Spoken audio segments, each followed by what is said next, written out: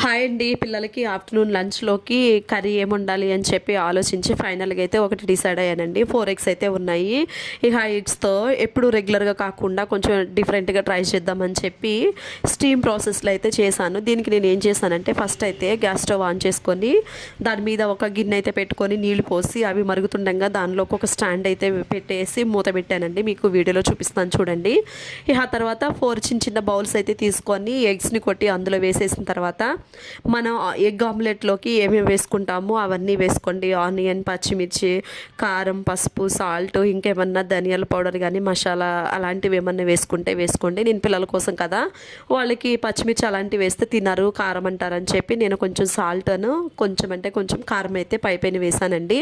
అయితే ఈ ఎగ్స్ వేసేటప్పుడు నేను ఇక్కడ ఒక విషయం అయితే మర్చిపోయాను. బౌల్స్కి ముందుగానే ఆయిల్ అప్లై చేసేసేయండి. చేసిన తర్వాత ఎగ్ వేయండి. నేను అన్నీ వేసేసిన తర్వాత పైన స్పూన్తో కొంచెం అయితే ఆయిల్ వేసాను 4 బౌల్స్లో కూడా.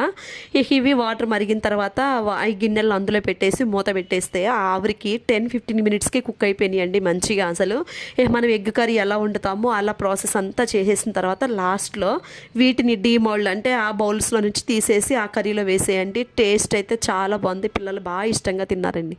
మా జాయ్సీకి కర్రీ బాగా నచ్చిందంట.